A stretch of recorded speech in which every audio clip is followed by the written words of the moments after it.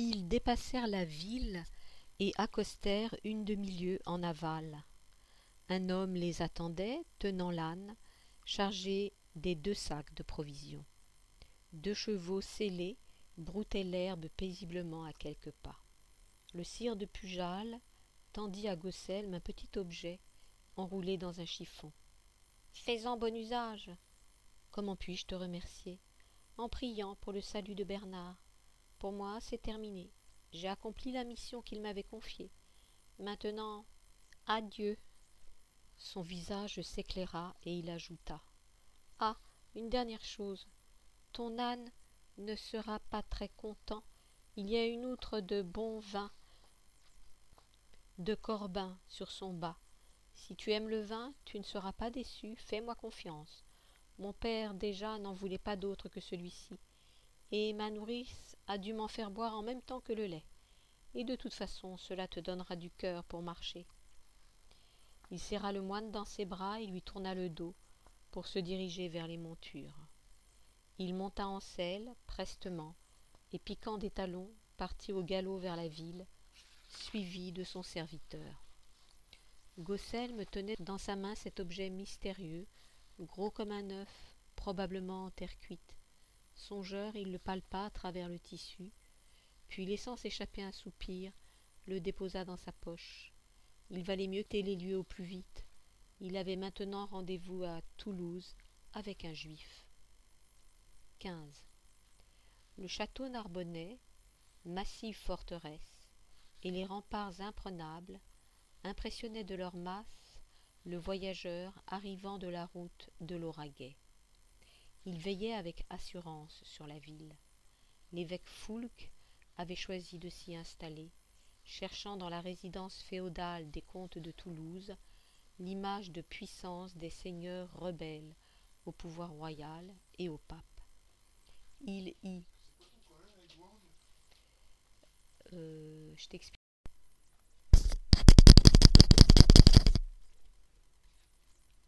Il y affirmait sa légitimité qu'on avait fait revenir dans les bagages de l'hoste royal pour l'asseoir sur son siège épiscopal. Gaucelm entra dans la ville par la massive porte et se dirigea vers la vieille maison de pierre célane, adossée non loin de là au rempart gallo-romain. La bâtisse principale et les 2 bâtiments annexes avaient accueilli dans un confort très sommaire les premiers membres de la communauté, promesse d'un ordre mendiant naissant. Gaucelm retrouva avec bonheur la pièce principale qui avait servi de grand dortoir aux frères, résidents ou de passage. Il n'avait ni la place ni les moyens d'offrir une chambre avec un lit à chacun. Combien de nuits y avait-il passé, se demanda-t-il.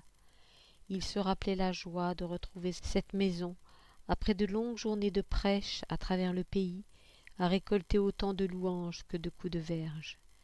Dominique avait su insuffler à tous sa foi et son énergie pour courir les chemins. Un homme lumineux qui lui rappelait tellement son premier maître, ce qui avait rendu sa conversion moins douloureuse, revêtant moins durement les traits d'une trahison. Cette maison Ceylan, comme on l'appelait alors, habitée aujourd'hui par des vagabonds, occuperait toujours une place inestimable dans son cœur, la place qu'on donne aux idéaux de sa jeunesse. Très rapidement, répondant aux nombreuses vocations qui affluaient, et à l'absence d'un lieu de culte pour suivre les offices quotidiens, une nouvelle donation providentielle d'un bourgeois nommé Raymond Vital avait permis à la communauté de s'installer dans une plus vaste bâtisse attenante à l'église Saint-Romain, cédée aux prêcheurs par les chanoines de la cathédrale Saint-Étienne sur ordre de l'évêque et par la bienveillance du pape. Pour l'agrandir, une maison voisine fut échangée contre une vigne, tout cela en plein centre de la ville. L'ordre connaissait sa première consécration. Après cet émouvant pèlerinage, Gaucelme se dirigea lentement vers le nouveau prieuré. Ce trajet, il l'avait fait tous les jours pour suivre les offices à Saint-Romain, et, malgré les années, il aurait pu le parcourir encore les yeux fermés, guidé par les aspérités des pavés et le bruit de la rue. Il découvrit un petit cloître adossé à l'église, surplombé d'un étage accueillant les cellules des moines. Quelle merveille et quelle bonté céleste! Le vieux moine, fourbu, frappa à la porte et se fit connaître. Bien que constituée surtout de jeunes clercs, la communauté ne l'avait pas oublié, et sa présence fut portée en quelques instants aux oreilles de tous. À peine arrivé, il serrait dans ses bras les grands anciens. Pierre Célan, le donateur, et l'un des tout premiers membres, Guillaume Claret, Mathieu de France, Vital, Thomas, Guillaume Raymond et tant d'autres. Des larmes de joie inondaient son visage aujourd'hui marqué par les rides de l'âge. Ô Seigneur, combien d'années s'étaient écoulées, que de joie et d'épreuves depuis son départ de Toulouse. Le soir, harassé par les lieux parcourus, submergé par l'émotion, il s'endormit d'un sommeil lourd dans sa petite cellule. Trop de souvenirs remontaient du passé pour qu'il regrette déjà l'ancien dortoir de la maison Célan. Le lendemain, il passa la journée en prière dans l'église, assistant dans la pénombre à tous les offices du jour jusqu'accomplis, avant de regagner sa cellule pour la nuit. Il n'avait pas dit un mot ni pris aucune nourriture. Le matin suivant, après l'aude, il fut reçu par le nouveau prieur. La discussion s'étira longuement jusqu'à tierce. À son issue, le visage de Gaucelme avait retrouvé toute sa vigueur.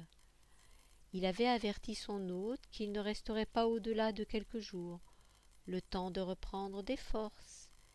Il repartirait ensuite, peut-être vers Prouille, ou plutôt vers l'une ou l'autre des nouvelles maisons de l'ordre des prêcheurs disséminées dans la région. Après le repas de midi, il sortit et se dirigea vers le quartier Saint-Martin et la rue des Perroliers. Il chemina longuement dans les ruelles, comme s'il marchait à l'aventure. Enfin, il atteignit un vaste quartier de lanassiers et de drapiers, où régnait une activité intense. Les maisons affichaient de nobles façades, et les commerces semblaient florissants.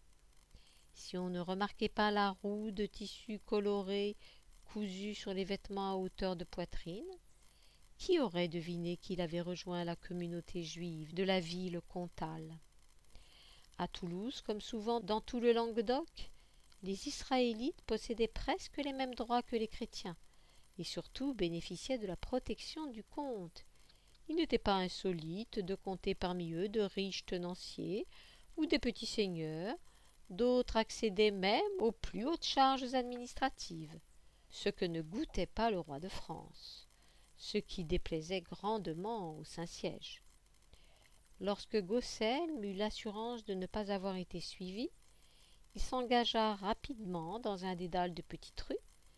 Après avoir jeté un dernier regard derrière lui, il frappa à une porte basse. Aucune fenêtre ne s'ouvrait sur la rue, mais les hauts murs de briques roses désignaient une opulente maison bourgeoise. L'homme qui demeurait ici devait être puissant, bien qu'il ne cherchât pas à afficher sa richesse.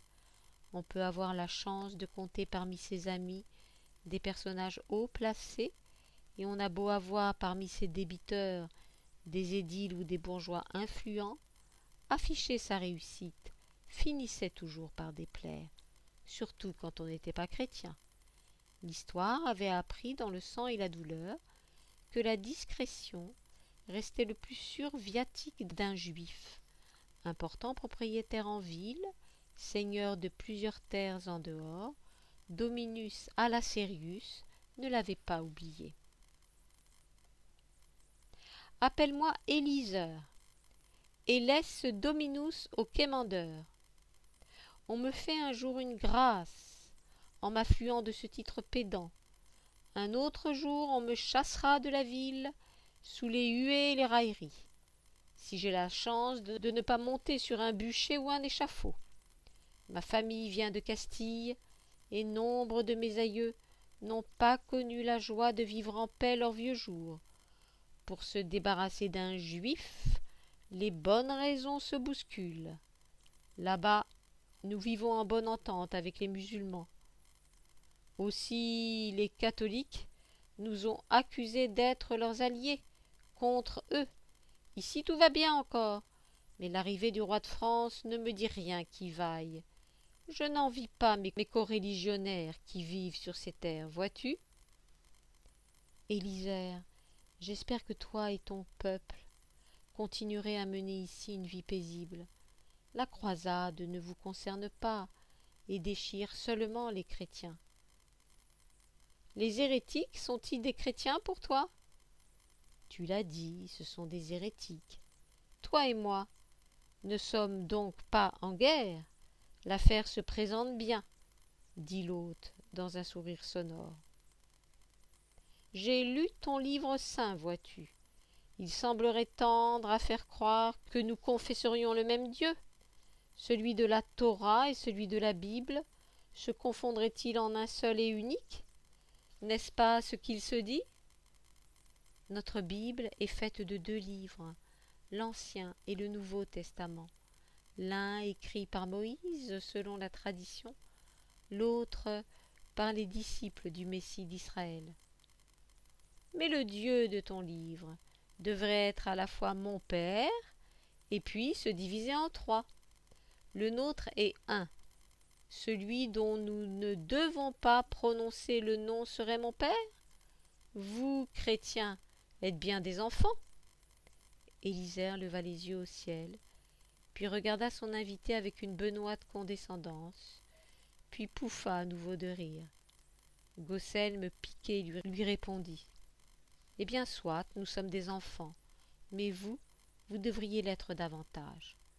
Quand on passe sa vie à scruter les Écritures, dans l'attente d'un signe pour annoncer l'avènement du Messie d'Israël, on ne prend même pas le temps de lever les yeux pour le voir quand il passe devant soi. Jésus est le Messie, et vous ne l'avez pas reconnu, trop occupé à discuter des 7 sens d'un même mot, de la puissance supérieure d'une lettre sur une autre. Élisère éclata de rire. « Tu me plais bien, moine.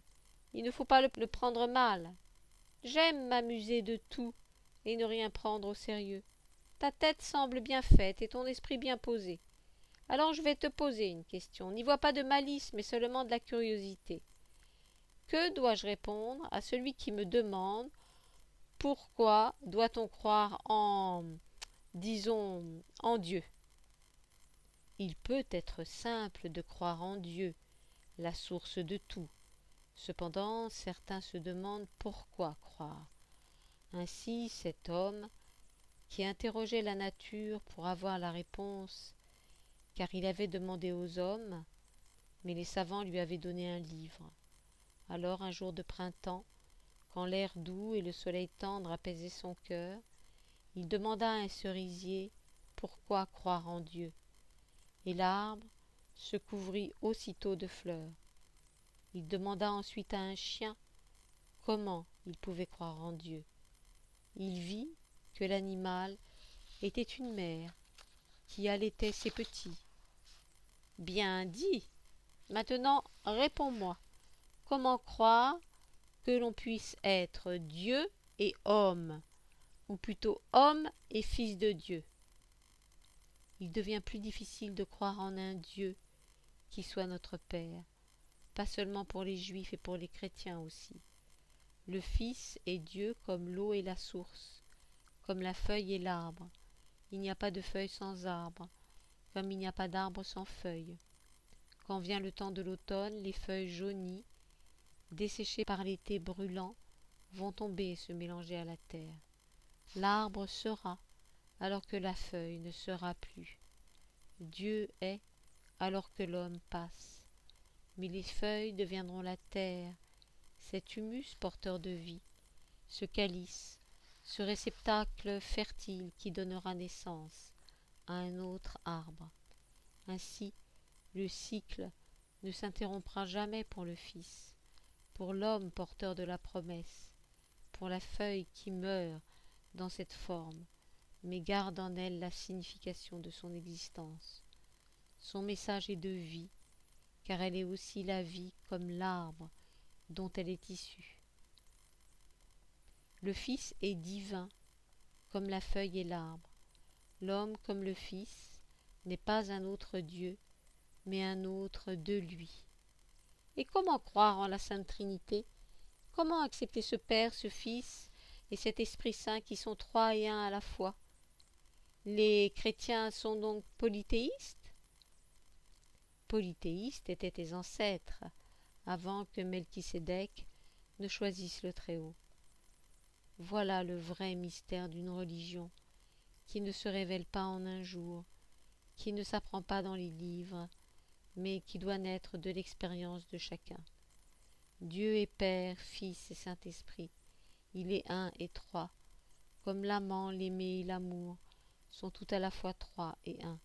Celui qui ne l'a pas vécu au plus profond de sa chair ne pourra jamais le comprendre, et aucun livre ne lui révélera la réalité de ce mystère, aucun prêcheur ne convertira son cœur, ni par la persuasion, ni par la raison.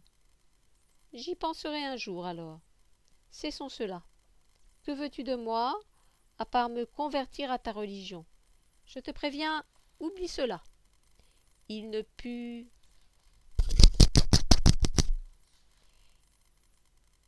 retenir à nouveau un éclat de rire.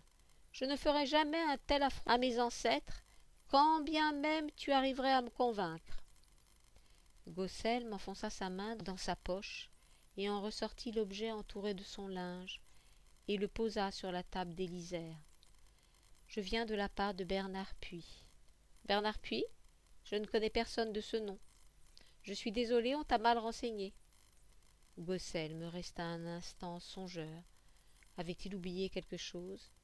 Puis il comprit. Toujours les précautions de Puy. Pardonne-moi, bien sûr. C'est sire Laurence, le seigneur du Pujal, qui m'envoie à toi. Le visage de l'hôte se crispa, et l'envie de rire l'avait quitté.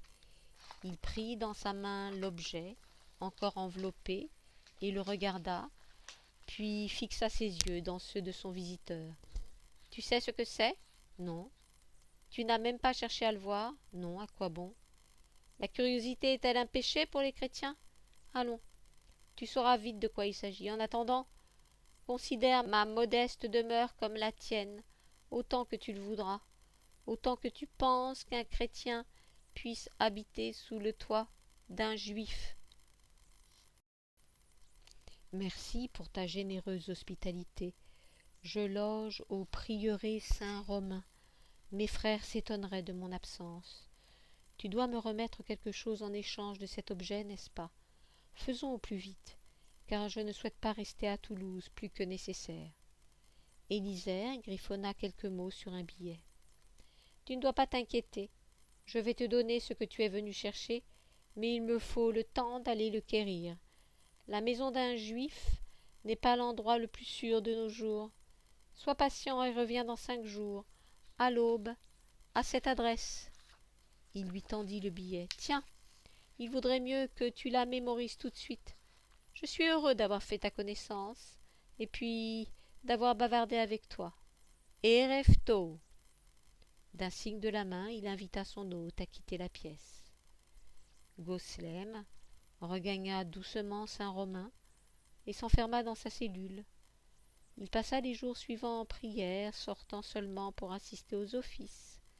Les jeunes clercs tentaient de nouer la conversation avec ce moine à la grande renommée, sans succès. Ils souhaitaient rester silencieux. Dépités, ils se contentèrent de le saluer avec respect quand ils le croisaient. Le dernier jour, il alla saluer le prieur et l'avertit de son départ dès l'aube le lendemain. « J'espère que tu as repris des forces. Tu sais que tu seras toujours le bienvenu ici. Où comptes-tu aller? As-tu décidé? Je vais m'en remettre au Seigneur, il guidera mes pas. Je te laisse l'âne de nos frères de Prouille Je n'en ai plus besoin. Ne t'avise pas de compter sur les aumônes pour te nourrir. Tu serais mort avant la fin de cette lune. Ce temps est révolu. On regarde les moines avec crainte désormais. Nous te préparerons un sac avec des provisions et une outre d'eau, ne l'oublie pas. Je vois que tu as gardé les chaussures hautes, celles de nos débuts, et qui nous différenciaient des hérétiques, eux qui ne portaient qu'une simple robe comme la nôtre, mais allaient pieds nus. Je n'arriverai pas à te retenir ici malgré mes efforts. Alors que Dieu te bénisse et adoucisse ton chemin. Merci, frère prieur. Il fallait que je revienne ici à Toulouse. Sois sans crainte. Je me suis nourri des prières, de la bonne soupe, et ai réchauffé mon vieux corps à la chaleur de cette maison. Les jeunes clercs portent l'espoir de notre ordre et sauront faire vivre l'œuvre de Dominique dans les siècles.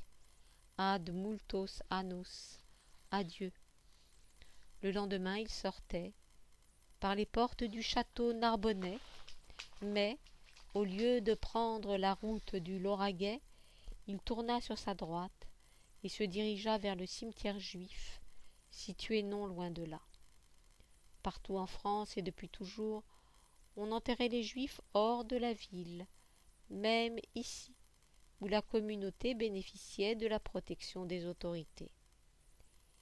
Il aperçut bientôt l'enclos, un terrain parsemé de stèles de pierre, certaines bien droites, d'autres penchées, grises sous la pâle lueur de l'aube. Un chariot couvert passa tout près de lui, et il entendit le roulier l'interpeller.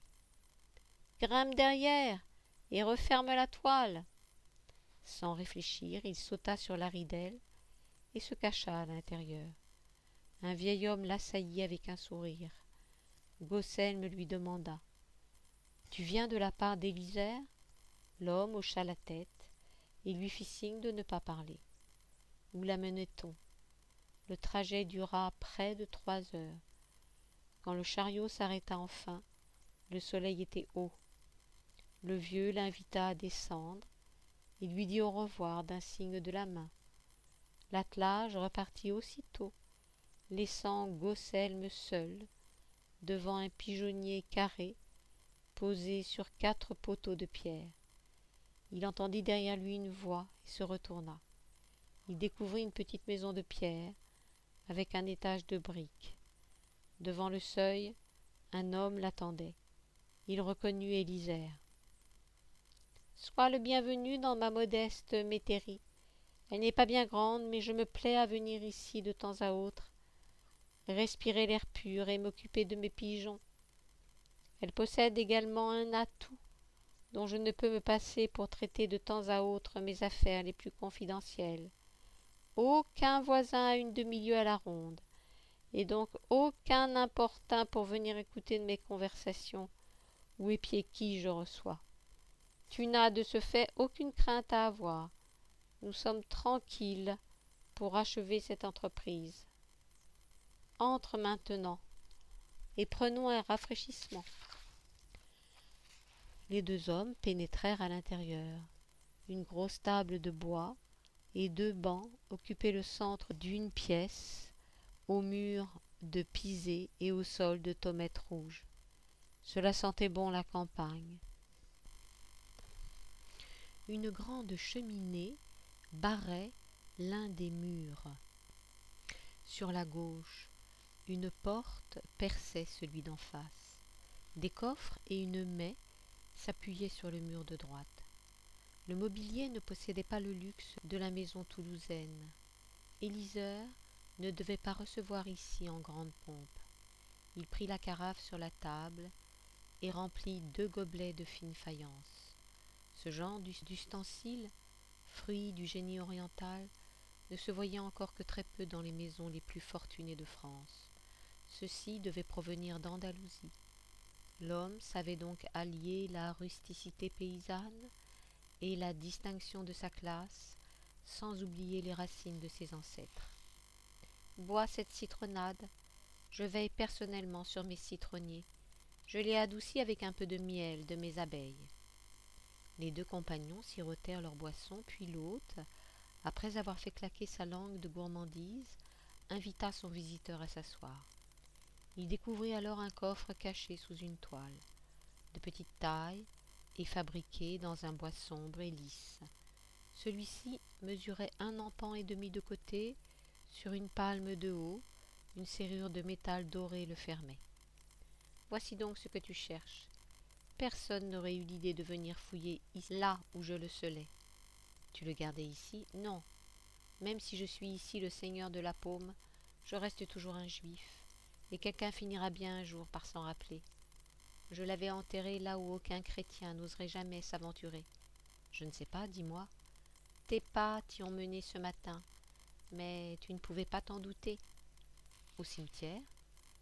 Eh oui, qui viendrait creuser la terre d'un cimetière juif? Certainement pas un chrétien, n'est-ce pas? Mais l'essentiel reste que je m'en dessaisis enfin. Peu importe pourquoi j'en ai eu la garde. Je ne sais pas ce qu'il contient et je préfère ne pas le savoir. Tu es venu avec la clé, alors maintenant il t'appartient. Ainsi en avions-nous convenu avec mon ami Laurens. Ma mission prend fin. Je te transmets le coffret selon son souhait. Pour l'avoir soupesé, je sais qu'il ne contient pas de pièces d'or, mais peut-être que sa valeur se révélera pour toi bien plus importante.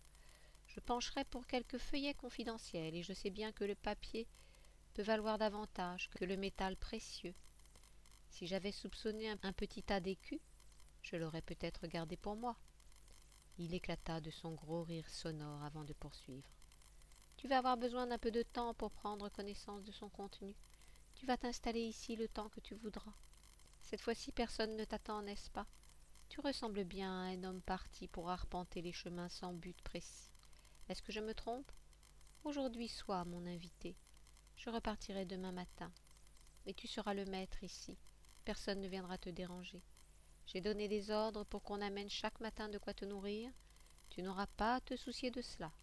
Non, je n'ai pas encore décidé où je voulais aller. Tu as raison, rien ne presse. J'ignore ce que ce coffret renferme précisément, mais je sais que ce qu'il contient doit rester secret en attendant de savoir ce que je dois en faire. Merci pour ton hospitalité. Mon serviteur se montrera aussi dévoué que discret. De plus, s'il voulait parler, il lui manquerait la langue. Demande-lui ce que tu veux, il t'obéira. Tu parles de l'homme qui m'a accompagné ce matin, le muet? C'est bien lui, Joseph. Il a fait des bêtises dans sa jeunesse et en a perdu sa langue. Cela lui a au moins appris à être plus raisonnable. Prends le coffre, je vais te montrer ta chambre à l'étage. Tu seras plus tranquille pour l'ouvrir. Élisère se leva, mais Gaucel me l'arrêta. Justement, il y a une serrure. Je ne pourrai pas l'ouvrir sans clé, car elle paraît solide et ne cédera pas facilement. Une clé, oui, bien sûr. Tu l'as toi-même amenée. Il sortit de sa poche l'objet mystérieux, remis par sir Laurence, toujours enveloppé dans le linge. Il le découvrit et jeta le tissu sur la table. Dans la main, il tenait une petite statuette ronde, en terre cuite, qu'il présenta à Gaucelm ébahi. Une clé, mais comment? La clé, te dis-je. Il jeta la pièce violemment au sol, où elle se brisa en une multitude de morceaux. Élisère se mit à rire, devant la mine surprise du moine. Aucune valeur, et trop vilaine pour attirer les convoitises. Un voleur de rue n'aurait pas daigné se baisser pour la ramasser.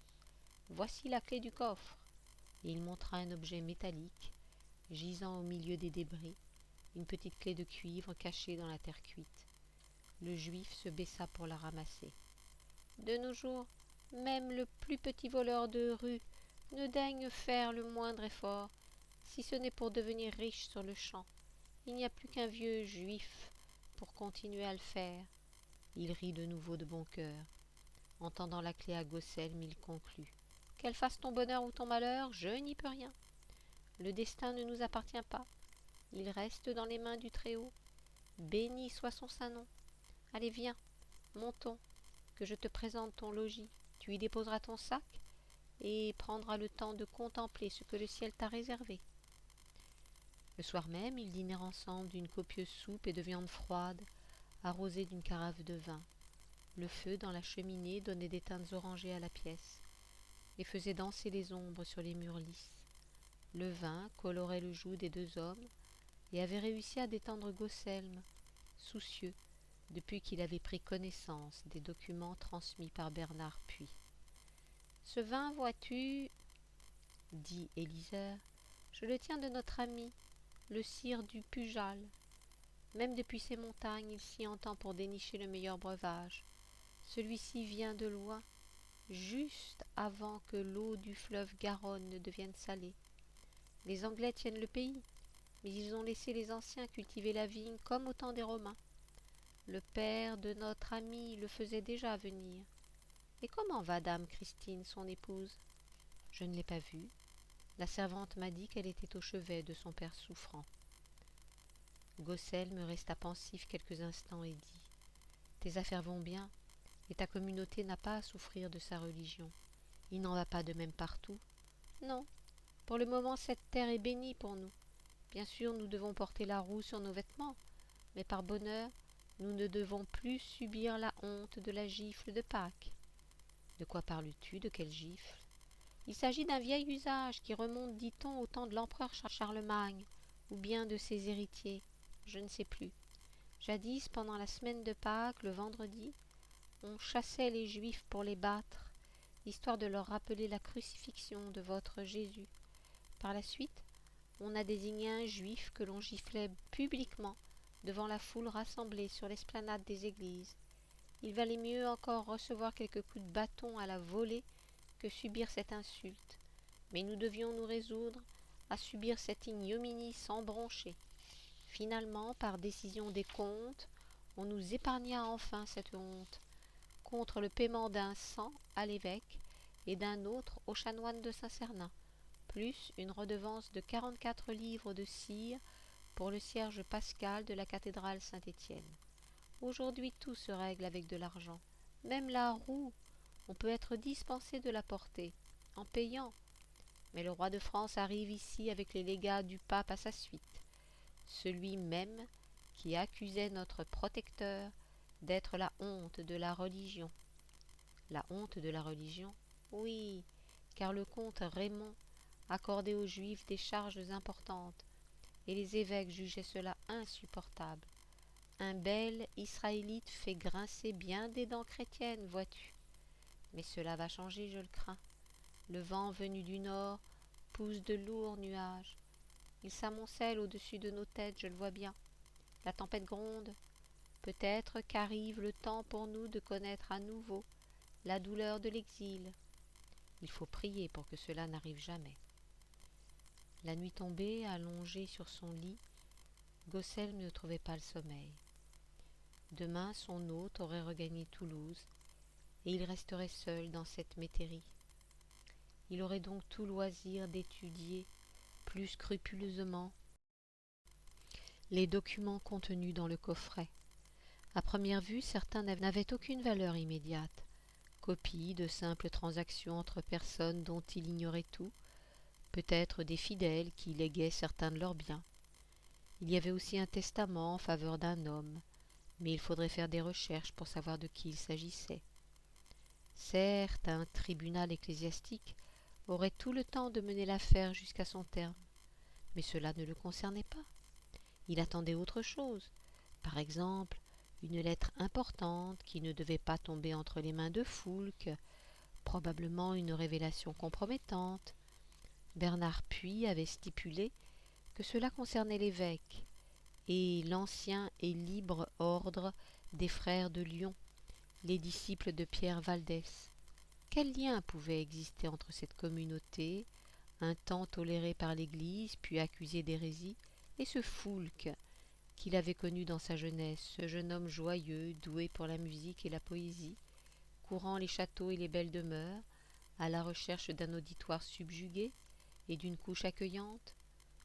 Que ce troubadour à l'esprit léger ait un jour choisi le service de Dieu ne le troublait en rien. Qu'il soit aujourd'hui évêque avec l'oreille du pape comme celle du roi de France ne l'étonnait pas, car, du fait de son ambition dévorante, il n'aurait pu se satisfaire d'une fonction ecclésiastique mineure et n'avait pas dû choisir de s'engager à la légère. Son appétit pour la gloire ne le laisserait pas se contenter d'autre chose que du pouvoir et de la fortune. Pouvait-on reprocher cela à un évêque de nos jours? Parvenaient au siège épiscopal les fils de la grande noblesse, bien décidés à vivre comme des princes et à utiliser leur charge comme une pompe à écus, alimentée par le labeur de leurs fidèles. « Rien n'est trop beau pour Dieu !» répondait-il à ceux qui leur reprochaient leur train de vie et les ors exposés à la vue des plus pauvres. N'étaient-ils pas les successeurs des apôtres, les premiers assesseurs du Saint-Père, le successeur de Pierre, le remplaçant du Christ, certes? Mais le peuple ne le comprenait pas aussi bien qu'eux. La nouvelle religion se nourrissait du ressentiment des pauvres et de la rancœur des petits seigneurs ruinés. Pierre Valdès avait été le premier à se lever contre cette injustice, contre cette offense faite au Christ lui-même, par ceux qui dévoyaient son message au sein même de l'Église. Il ne s'élevait pas contre elle, mais contre ceux qui la trahissaient à ses yeux. Le prétendu successeur de l'apôtre Pierre brandissait bien haut les clés du paradis, comme s'il pouvait s'ériger de lui-même en juge suprême et utiliser l'Église, son Église, celle de Rome, à son avantage et au profit de ceux à qui il devait son siège, les évêques et les cardinaux, ainsi que les princes du monde. Il oubliait seulement que Pierre ne fut qu'un apôtre, probablement le plus virulent et le plus dynamique, mais qui avait sagement reconnu à Jacques le Juste le rôle de mener l'Ecclésia, l'assemblée des premiers fidèles après la Pentecôte, lequel avait confié à Paul la coordination des églises naissantes, celle des non-circoncis, des non-juifs. Valdès ne reconnaissait pas l'omnipotence de Rome et la morgue de ses caciques. Devant son louable désir de pureté, n'avait-il pas poussé trop avant son refus de se soumettre à son autorité? N'avait-il pas péché par orgueil en pensant que lui seul détenait la vérité par son retour à la pauvreté? N'avait-il pas compris qu'aux yeux du Saint-Père, cela ressemblait ni plus ni moins à un schisme? Ceci avait pesé dans la décision de Gosselme au moment de son choix douloureux après la mort du Maître. Dominique avait obtenu l'assentiment du pape, et ne portait-il pas le même espoir de pureté et de renouveau, sans passer par l'affrontement ou la rébellion? Alors, s'agissait-il vraiment de sa part d'une trahison? La question l'obsédait depuis tant d'années, hantait ses nuits. Mais que venait faire Foulque dans cette affaire, et quelle vérité pouvait-il redouter? Pourquoi cette suspicion de complot? De qui et contre qui? La réponse viendrait demain ou dans les prochains jours. 16. Le vent soufflait et Gosselme sentait le froid glacial pénétrer jusqu'à ses os. Que faisait cet œuf au centre de ce nid de branchages grisâtres, du bois sec, qui n'avait peut-être jamais porté de feuillage, qui n'avait jamais connu la sève montée aux premières douceurs du printemps? Ce bois avait-il porté un jour la promesse de la vie, avant de prendre la teinte de la mort? Ou bien les années s'étaient-elles longuement écoulées dans la solitude de ces hautes montagnes aux parois stériles, sans qu'aucune présence vivante ne vienne réchauffer ce lieu? Quel couple avait abandonné ce nid? Quels parents indignes avaient oublié ici leur progéniture? À leur suite, le monde avait choisi d'oublier cette cime dans une contrée reculée où aucun être ne se hasardait. Gosselme prit l'œuf et le serra dans ses bras. Peu à peu, il sentit une douceur naître contre sa peau. Une onde tiède le gagna, et elle forcit jusqu'à devenir chaude. Il sentit ce bien-être gagner lentement son cœur.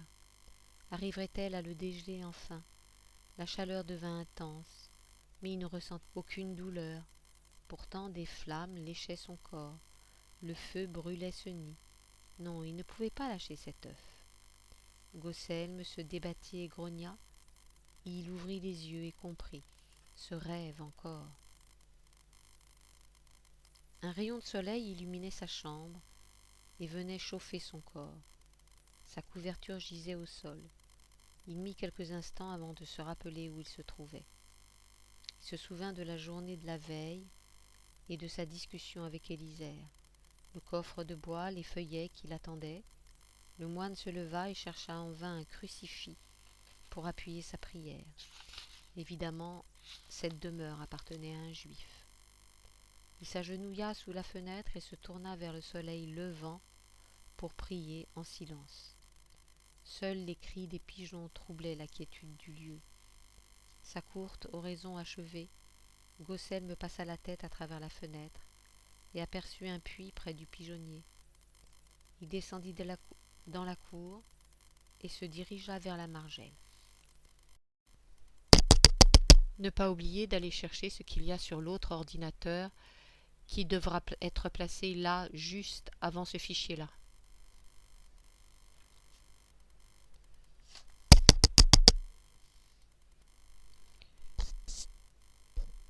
Une auge remplie d'eau claire lui permit de faire sa toilette. Ragaillardi, il entra dans la maison où il trouva la table garnie de victuailles pour le déjeuner matinal. « Merci, Joseph » cria-t-il, comme si le serviteur muet se tenait non loin de la pièce pour guetter ses besoins. Il commença par se verser un gobelet de citronnade, puis jeta son dévolu sur un morceau de pain et une bouillie d'orge délicieusement parfumée d'huile d'olive. Quelques fruits secs achevèrent son repas. Une belle journée s'annonçait. Une journée qu'il occuperait à une tâche de la plus haute importance, trouver le secret de Bernard Puy. Hier, un premier aperçu des documents n'avait rien révélé de sérieux. Aussi il convenait d'opérer avec méthode. Gaucelm débarrassa les reliefs de son repas, monta dans sa chambre, cherchait le coffret et revint le poser sur la table. L'examen se révélait plus complexe qu'il ne l'aurait supposé, et les documents plus nombreux. Il convint de constituer 3 tas, classant les feuillets par ordre d'importance. Pour ne pas se laisser tromper par leur aspect et tromper sa vigilance, il choisit de commencer par ceux qui semblaient les plus dénués d'intérêt. « Le diable ne se cache-t-il pas dans les détails ?» se dit-il. Et puis il avait tout son temps. « Ça y est, j'ai trouvé. » Gaucelm cria de joie autant que de soulagement. Il avait lu attentivement les nombreux feuillets contenus dans le coffret et avait réussi à dénicher les lettres compromettantes pour l'Église.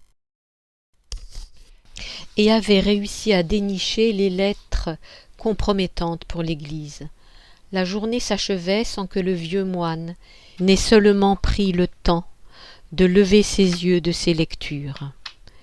Plusieurs feuilles à la main, il jubilait enfin. Bernard Puy n'avait pas menti. Certaines révélations représentaient des menaces contre Foulques et faisaient remonter à la lumière un passé que beaucoup auraient aimé faire disparaître à tout jamais. Une des lettres avait été écrite par le pape. Gaucelm en avait la certitude, même si le sceau du Saint-Siège n'apparaissait pas, par souci de discrétion. Le soleil atteindrait bientôt l'horizon, et sa couleur orangée incendiait la cuisine. La journée s'achevait sans que le vieux moine n'ait seulement pris le temps de lever les yeux de ses lectures. Une bonne rasade de limonade fut engloutie avec plaisir, fêtant avec joie la satisfaction du fastidieux devoir accompli. Rapidement cependant la joie s'estompa, et Gaucelm réalisa que le plus dur restait à faire. Maintenant qu'il connaissait le secret de l'hérétique, il en mesurait tout le poids sur ses épaules. À l'évidence, si Foulques avait connaissance de ce coffret, il remuerait ciel et terre pour le détenir et détruire son contenu, fût-ce au prix de sang versé. Que devait-il donc faire de ces secrets? En révéler le contenu ou bien les laisser dormir encore dans une cache? À lui se posait un douloureux choix qui, quoi qu'il arrive, lui arracherait le cœur. Quel maître devrait-il continuer à servir? Pierre Valdès et honorer sa mémoire et l'action de ses disciples en révélant ce qu'il avait trouvé, ou bien demeurer fidèle à l'Église romaine en restant muet? Il savait bien que ces documents s'avéreraient dévastateurs pour elle à l'heure où le christianisme se voyait fragilisé tant par le développement des hérésies que l'impéritie et la veulerie de ses dignitaires, les plus considérables. Et s'il pouvait choisir de les faire réprouver aux yeux du monde, eux, ces princes indignes, il ne devait pas oublier que cette Église devait rester pour l'éternité, celle que Dominique aimait plus que tout, celle en qui il avait foi malgré ses errements, celle qui portait malgré tout le message du Christ, celle qui avait reçu en héritage au cours des siècles le fruit de la pensée de tant de lumineux esprits, et qui portait la mémoire du sang des glorieux martyrs. Sa dimension humaine ne devait pas faire réprouver sa dimension spirituelle. On ne pouvait pas balayer cela, du moins lui ne se sentait pas capable de prendre une telle décision. Gaucelme rangea les documents dans le coffre, prenant soin de classer à part les plus importants. Il décida d'aller se coucher après avoir demandé conseil au Seigneur. Dans sa prière, il se rappela sa parole. « Regardez les oiseaux du ciel, ils ne sèment ni ne moissonnent, et ils n'amassent rien dans des greniers. Et votre Père céleste les nourrit. Ne valez-vous pas beaucoup plus qu'eux? Qui de vous, par ses inquiétudes, peut ajouter une coudée à la durée de sa vie? » Et puis il continua. « Ne vous inquiétez donc pas du lendemain, car le lendemain aura soin de lui-même.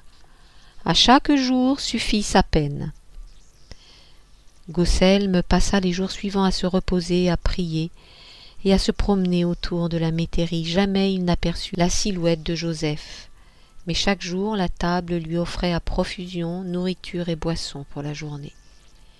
Le serviteur devait tenir informé Éliseur de sa présence qui se prolongeait.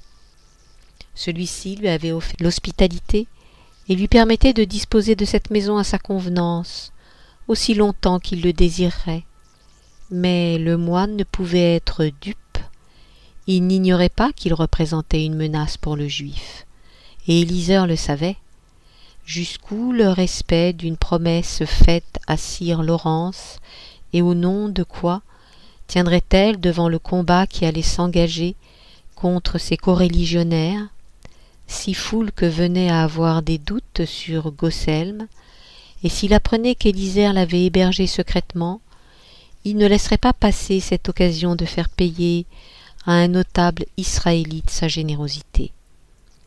La saisie de ses biens et le bannissement pouvaient en être le prix, ce qui lui permettrait de regonfler sa bourse à point nommé après son exil loin de Toulouse.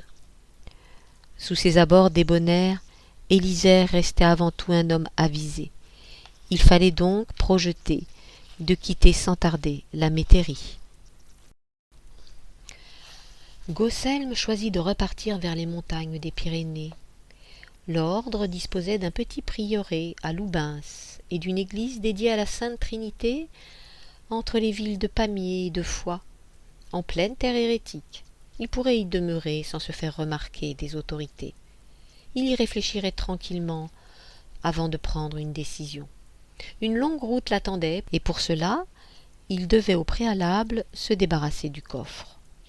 Sans âne, son poids ralentirait sa marche et risquerait en outre de le faire remarquer. Il glissa les feuillets les plus importants dans une sacoche de cuir bouilli, laissant les autres dans leur boîte. Après une courte réflexion, il sut que faire. Le pigeonnier se révélerait une excellente cachette, ni trop secrète, ni trop inaccessible pour ses feuillets les moins préjudiciables. Selon ce qu'il adviendrait, il pourrait revenir les récupérer discrètement, ou bien en révéler la présence, si la situation le forçait à parler. Mais dans ce cas, on ne pourrait rien trouver de compromettant contre lui. Le matin à l'aube, Gaucelme reprit la route en direction de Toulouse. Par précaution, il n'y fit pas étape, malgré l'envie de voir à nouveau la maison Ceylan et l'église Saint-Romain, et il continua son chemin vers Pamiers. Il se rappela que sire Laurence lui avait conseillé de rester vigilant, car on avait signalé des attaques de brigands qui détroussaient les voyageurs après les avoir oxy proprement au passage, à moins qu'il ne s'agisse de routards ou de soldats démobilisés. Gaucelm s'en remit au ciel, où peu d'intérêt à détrousser un pauvre moine. Le soir venu, il fit étape dans le village de Cinctagavela, où il alla frapper à la porte de l'église Sainte-Marie. On lui offrit un bol de soupe, un quignon de pain et une planche à même le sol. Au moins son ventre ne crierait pas famine, et le bois le protégerait de l'humidité de la terre battue. Mis au courant de la présence d'un moine, le prêtre de la paroisse lui rendit une visite aussi brève que peu courtoise.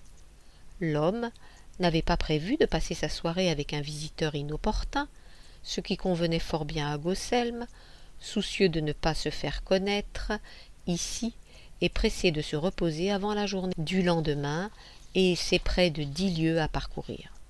Le curé lui conseilla néanmoins de se joindre à un convoi de marchands qui prendrait à l'aube la direction de Foix.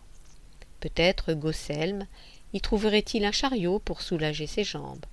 Au moins, il pourrait voyager sous l'escorte de 3 soldats engagés pour dissuader d'éventuels brigands et protéger la marchandise. Il décida de suivre ce conseil. Ils atteignirent Pamiers sans encombre. Il repensa à la bonne soupe d'âne, la servante de sir Laurens, mais il avait promis de ne plus chercher à le revoir. Le convoi fit une petite halte pour que chacun puisse se restaurer dans les auberges de la ville après les 5 lieues du matin, puis ils repartirent l'estomac calé et la soif étanchée. Arrivé au hameau de Jouclas et Foréjean, Gaucelm quitta ses compagnons et prit la petite route qui menait au village de Loubens. Il ne lui restait plus que 3 lieues avant de toucher au but. D'un bon pas, 3 heures suffiraient pour les parcourir avant le coucher du soleil. Il aperçut bientôt le portail de l'église de la Sainte Trinité et ses 2 cloches, puis, blotti contre elle, l'humble prieuré de son ordre. Seuls 3 frères permanents y vivaient, comme au moment de sa fondation, et ils reçurent sa venue comme un cadeau du ciel. Gaucelm assura qu'il souhaitait passer ici quelques semaines en leur compagnie, et les supplia de le considérer comme un simple moine, ce qui ne déplut pas à celui qui faisait office de prieur. Le 14 mai 1217, alors que l'ordre venait d'être assuré par Innocent III, par suite du concile de Latran, et ses moines confirmés comme prêcheurs par Honorius, plusieurs des frères de Loubens avaient choisi de repartir sur les routes, comme aux origines. Ils avaient répondu en cela à l'appel de Dominique, rappelant la primauté de l'évangélisation sur la vie communautaire et son souhait de catéchiser le monde. Ils revenaient de temps à autre se reposer. La maison n'offrait qu'un confort rudimentaire, et ils s'excusèrent de ne pouvoir lui proposer une cellule. Ils couchaient tous dans la pièce principale, transformée pour la nuit en dortoir. Gaucelm s'en réjouit et leur rappela la maison Ceylan et la joyeuse promiscuité des débuts. Les revenus de quelques terres assuraient une nourriture frugale mais régulière, dispensant le prieuré de compter sur les seules aumônes, bien rares en cette terre hérétique. Après plusieurs journées consacrées au repos et à la réflexion, Gaucelm informa le prieur qu'il souhaitait s'installer plus durablement parmi eux. Il demanda à retourner sur les chemins pour prêcher. L'âge ne lui permettant plus de partir au loin, de dormir dans des granges ou à la belle étoile et de vivre des aumônes, il se limiterait aux villages et hameaux de la région, pas éloignés de plus de 3 ou 4 lieues de Loubens. Le pays, infesté par l'hérésie, ne manquait malheureusement pas d'âmes à évangéliser. Les jours qui ne se verraient pas consacrés à l'activité pastorale, il travaillerait au jardin du prieuré, afin de contribuer par son labeur à sa nourriture selon la règle. Ainsi les semaines passèrent paisiblement. Il y eut bien quelques échauffourées, des railleries, parfois des coups de verge, mais Gaucelm avait la sensation de retrouver la vitalité de sa jeunesse dans ses disputes et ses prêches au hasard des chemins. De retour au prieuré, il se réjouissait du travail de la terre. Il ressentait avec plaisir les courbatures de ses muscles après une journée à retourner le sol ou à défricher, tailler, creuser. Ce saoulé de fatigue lui apportait le repos de l'esprit, une exquise lassitude que ses pensées n'alourdissaient plus. Le tribunal avait disparu de sa mémoire comme si une parenthèse s'était enfin refermée. Un jour, le prieur lui apporta une lettre. Un voyageur l'avait déposée la veille en échange d'un morceau de pain. Elle venait de Carcassonne et avait transité par le prieuré de Saint-Romain à Toulouse. Jérémie avait appris son installation à Loubins et lui faisait part de quelques nouvelles. Il avait été affecté à la maison de l'ordre des prêcheurs et, à son grand soulagement, ne participait plus aux activités judiciaires de l'Église. Il allait bientôt reprendre lui aussi le chemin des prêches, et peut-être la grâce céleste les ferait se rencontrer un jour pour sa plus grande joie. Gaucelm lut avec plaisir la missive de son ami et toutes les nouvelles le concernant, mais aussi celles concernant les autres frères avec qui il avait vécu plusieurs années. Des années pénibles, mais pour le bien de l'Église. Pourtant, cette résurgence d'un passé qu'il avait souhaité oublier affligea son cœur. Tant d'images revenaient maintenant à ses yeux. Le visage de Foulques imprégna soudain son esprit, puis celui de Puy. Ces images ne le lâcheraient pas tant qu'il n'aurait pas décidé quoi faire des documents. Il ne pourrait pas s'abuser éternellement, détourner ses pensées par le labeur et les prêches, en croyant que le passé n'existait plus. Il n'eut pas à attendre bien longtemps. Si Jérémie l'avait retrouvé, d'autres aussi savaient où le trouver. Toulouse n'était pas loin. Jusqu'à l'heure des vêpres, on consacrait au silence le lundi, le lendemain de la messe dominicale, en l'église de la Sainte Trinité, célébrée devant une maigre assistance, et premier jour de la semaine liturgique. La veille, ils avaient célébré la bienheureuse Vierge Marie, dans cette octave de la fête de sa nativité. Les derniers feux de l'été peinaient à retarder l'arrivée du froid, qui descendait des montagnes pour annoncer l'automne. 2 jeunes moines venant de la cité comtale se présentèrent au prieuré vers l'heure de sexte. Ils portaient une missive adressée à Gaucelm. Elle fut alors remise au prieur qui la lui transmit, regardant d'un œil soucieux et impressionné le sceau épiscopal.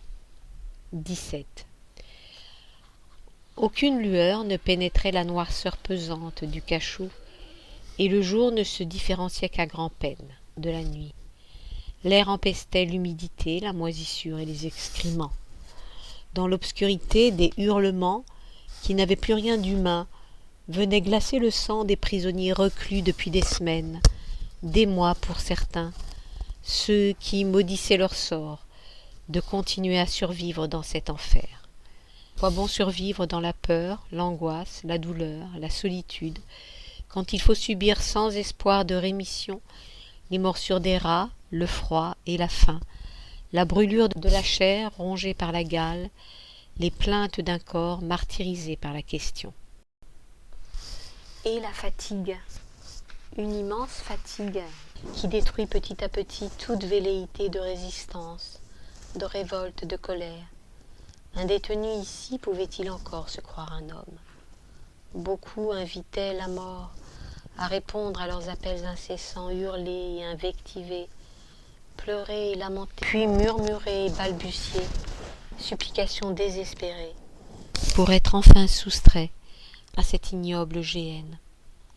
La nuit, la torture vient dévorer le cerveau, rehausse encore les barrières de l'insupportable, quand les démons naissent de la noirceur, pour assaillir plus durement votre âme déjà si éprouvée. Les bourreaux le savent bien.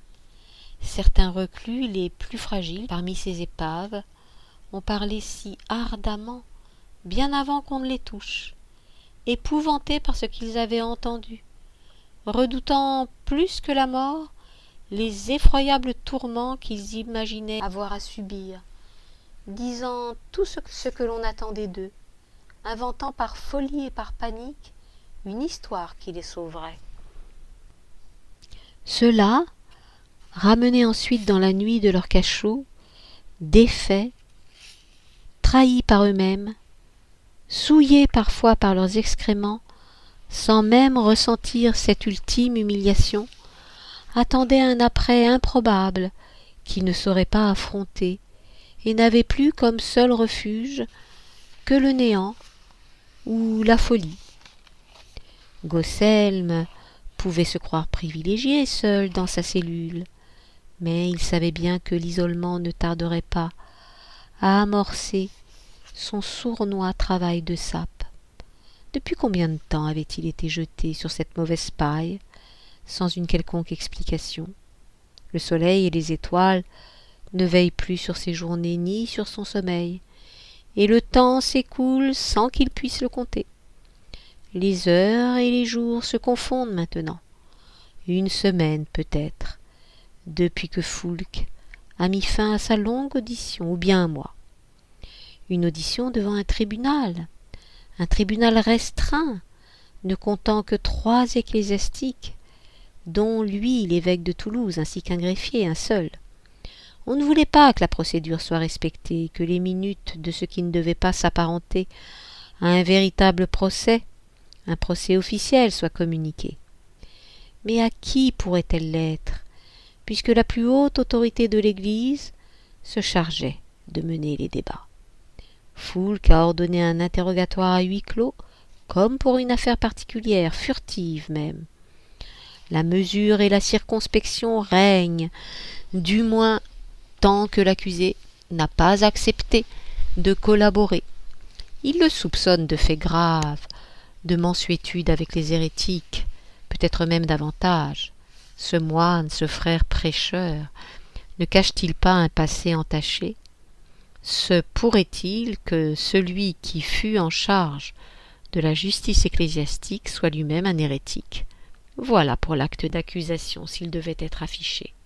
Mais l'Église redoute le scandale, une affaire qui mettrait sans nul doute le feu à la région et renforcerait la résistance de tous les seigneurs appauvris qui soutiennent la fausse religion, redonnerait du cœur à ces faux prophètes fatigués, qui accueillerait à bras ouverts tous ces paysans incrédules et effondrés.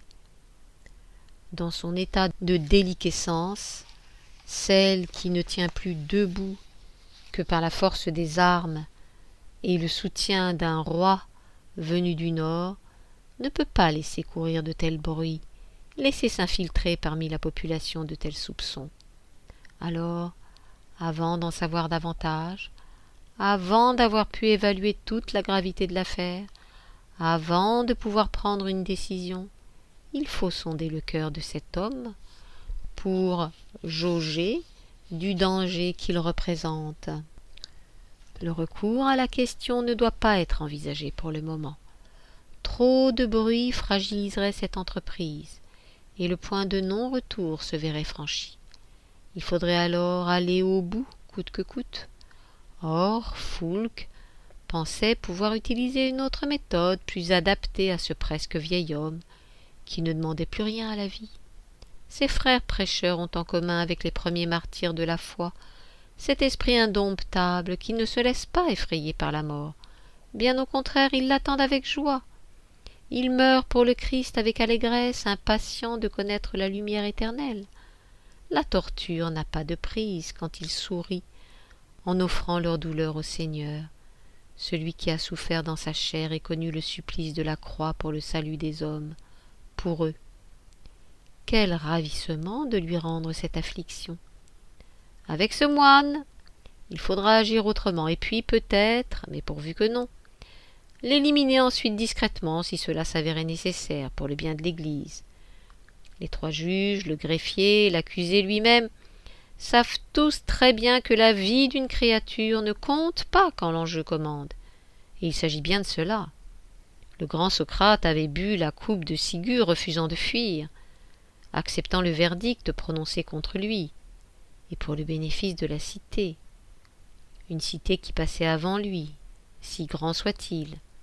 Il avait choisi sa mort plutôt que le désordre. Aujourd'hui, l'Église est plus grande que l'individu, et chacun le reconnaît. Il faut compter sur ce sacrifice.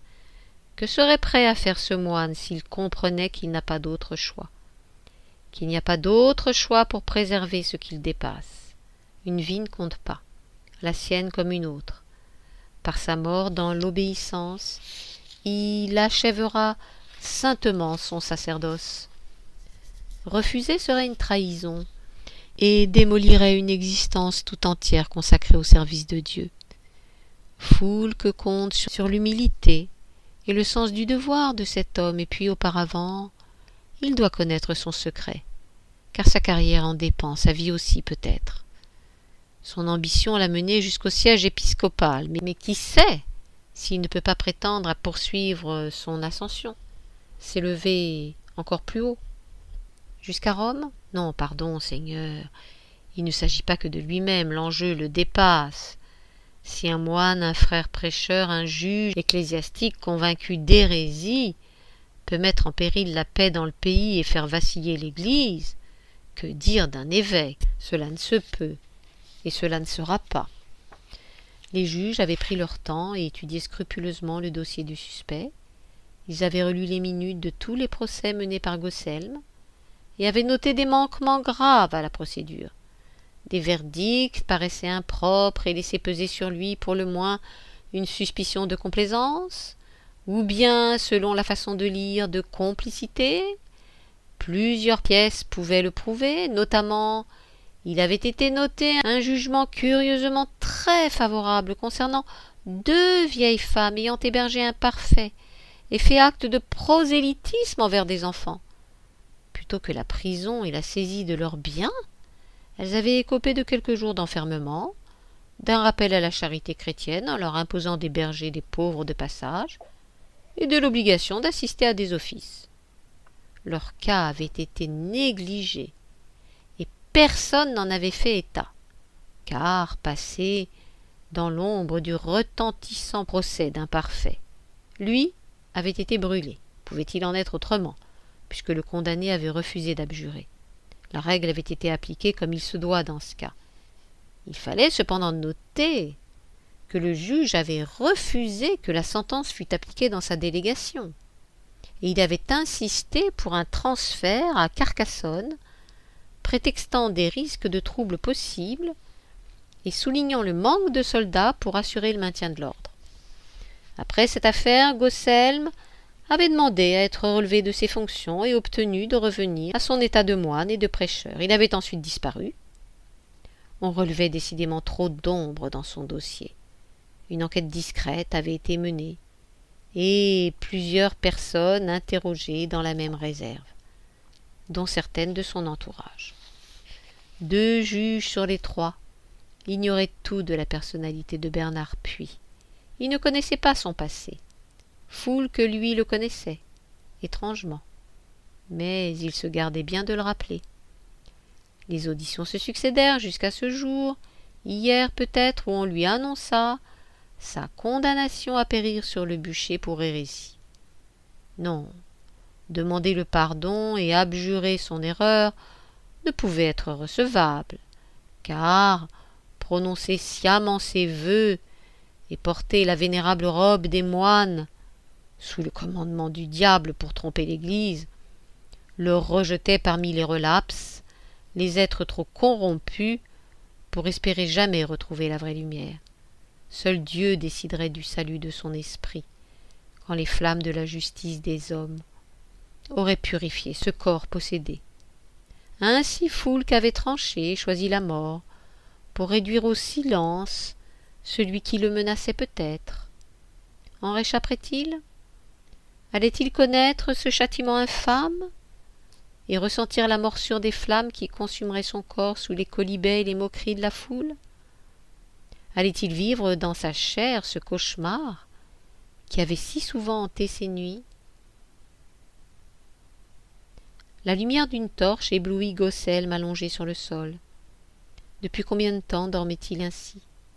Quelqu'un venait d'entrer dans son cachot et le regardait, assis à son côté dans la paille. Le visiteur lui prit la main et lui parla doucement. « Père, Père Gosselm !» Après cette longue obscurité, ses yeux peinaient à discerner la personne qui lui parlait. Mais la voix, il la connaissait. Son pouvoir encore lui associait un nom, la voix d'un homme jeune.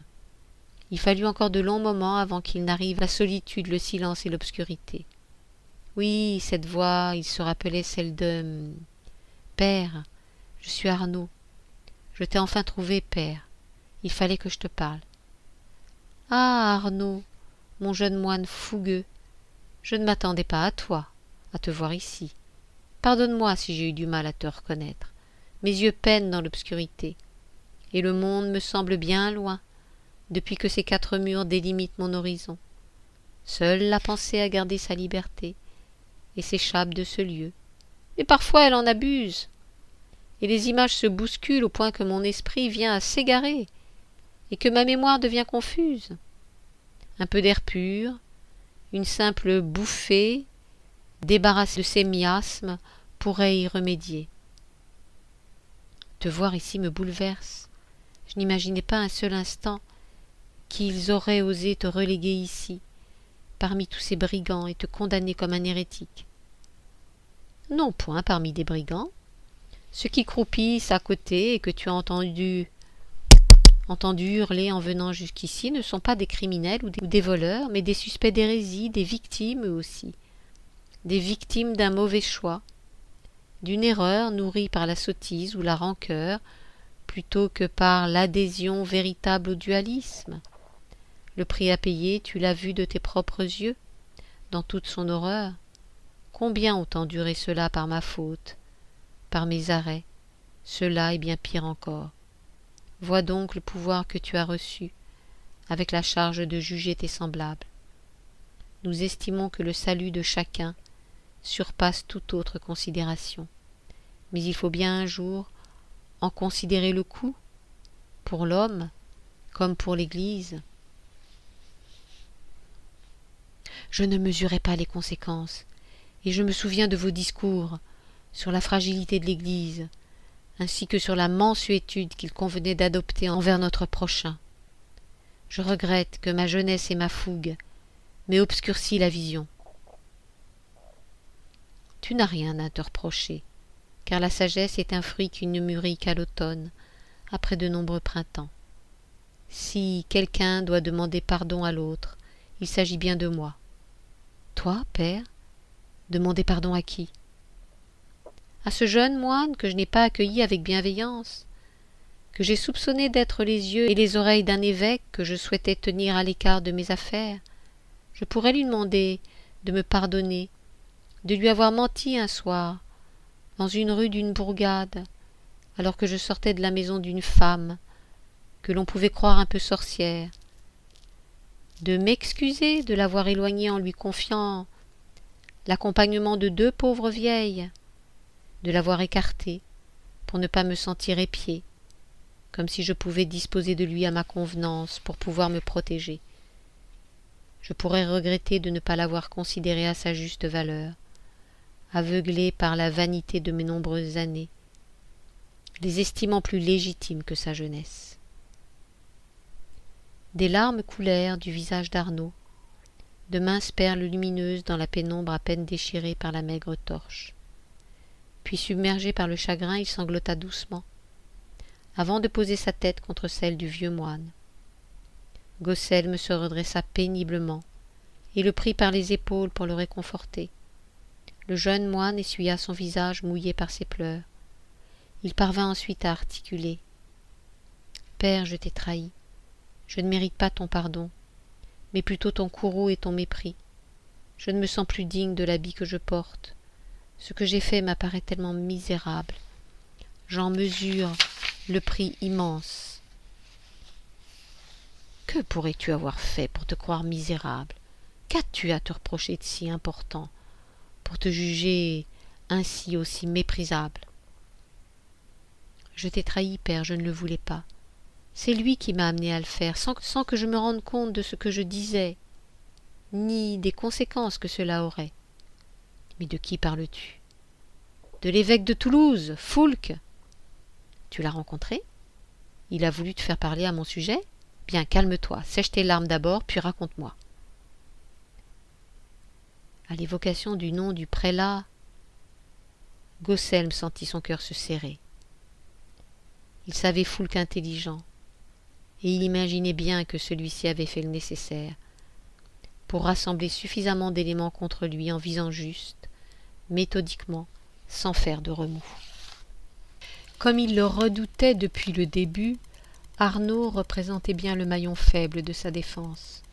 Ce jeune homme lui avait manifesté sa réprobation lors du procès de Bernard Puy et n'avait pas compris les peines très légères prononcées contre les deux vieilles femmes. Un autre juge les aurait envoyées en prison et confisqué leurs biens. Sa solution de l'écarter de cette affaire, en l'envoyant surveiller les deux condamnés dans leur village, en habitant leur propre maison, n'avait pas suffi. Foulques avait su trouver la faille. « Dis-moi, vas-y, parle, » lui dit Gaucelm en l'encourageant. « Je ne t'en veux pas, et quoi que tu aies fait ou dit, je ne te reprocherai rien. Je suis le seul responsable. Ainsi, Foulques t'a convoqué à Toulouse pour te poser des questions. As-tu craint pour toi? » « Non, je savais que je n'avais rien à me reprocher. Je me suis même senti fier de rencontrer un évêque, moi, le petit moine venu de si loin. Foulques me convoquait, moi. Le Seigneur m'a puni de mon orgueil. Le Seigneur est bon. Il ne punit pas et pardonne. Sois tranquille, continue. » Peu à peu, Arnaud sentit sa peine le quitter, et il raconta. Il avoua sa déception et sa perplexité après le procès de Puy et les condamnations légères, voire seulement formelles, des deux femmes. Il avait souhaité manifester son désaccord, mais n'avait pas trouvé autour de lui d'autres personnes du même avis que le sien. Jérôme considérait les deux accusées comme des grands-mères qui auraient pu être les siennes, et il éprouvait pour elles de l'affection. Ce garçon simple ne pouvait voir le mal nulle part. Arnaud avait bien compris qu'il ne trouverait pas d'appui auprès de lui. La discussion avec Gaucelm n'avait pas non plus pris la tournure espérée, car il n'avait pas été capable d'exprimer son dépit et son incompréhension. Quand le vieux moine lui avait confié cette nouvelle mission d'accompagner les deux dames pour les surveiller et contrôler la bonne application des peines prononcées, la stupéfaction l'avait rendu muet, incapable de s'insurger contre cette décision odieuse et injustifiée. Son mutisme l'avait contraint à l'accepter, sans demander les précisions tant espérées. Il avait dû se résoudre à partir, accompagné du trop gentil Jérôme, à qui il ne pouvait plus confier son trouble. Traînant les pieds, ruminant sa colère, rongeant son indignation, il avait vécu le voyage jusqu'à l'Ancan comme un exil. Finalement, n'était-il pas le seul véritable condamné de ce convoi? Un sentiment de trahison commençait à étreindre son cœur. Gaucelm se juge admirer ce moine lumineux qu'il aurait rêvé d'avoir comme père, venait de l'abandonner, de le bannir loin de lui. Il se rappela sa première mission et sa fierté de pouvoir lui prouver sa valeur. Il voulait tant démontrer qu'on avait eu raison de lui faire confiance, en l'envoyant ici depuis si tôt, en le chargeant de cette enquête qu'il croyait déterminante pour ce procès important. Le Seigneur le punissait-il de trop d'orgueil en le renvoyant sur les lieux de son péché? L'installation dans la maison de dame Myriam fut maussade. Sa chambre confortable, la gentillesse des deux vieilles femmes, la prévenance de Jérôme, rien n'arriva à le tirer de sa bouderie. Il passait ses journées à chercher les raisons de sa disgrâce. Jour après jour, la tristesse et l'incompréhension firent place à la suspicion. Les idées les plus folles germèrent en lui. Des doutes naquirent dans son esprit en même temps que l'image adulée de Gaucelm se voilait, ce vieux moine, N'avait-il pas gravement fauté contre l'Église? Et pouvait-il l'avoir fait sciemment? Son indulgence se révélait trop manifeste pour n'être que de la compassion et de la mansuétude, sous le masque de la charité chrétienne. Ne s'agissait-il pas plutôt de complaisance? La complaisance ne masquerait-elle pas une complicité? Les semaines passèrent, et le jeune homme retrouva peu à peu sa gaieté. Jérôme avait peut-être raison. À vivre avec les deux vieilles dames, elles lui apparaissaient simplement pour ce qu'elles étaient, d'adorables grand-mères, et il ressentit la nostalgie de sa famille disparue. Leur joie de vivre et leur simplicité l'emportèrent. Il se joignit à elles pour apprendre aux enfants les rudiments de la lecture et de l'écriture. Il se mêla à eux pour chanter et se familiarisa avec la langue locale.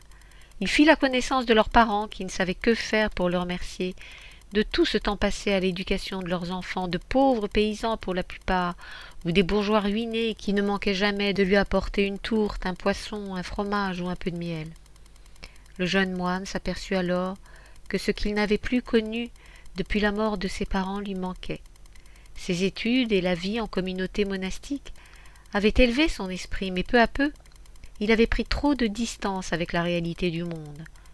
La chaleur d'une relation fraternelle avec l'autre avait cédé la place à une compréhension rationnelle, dénuée d'humanité.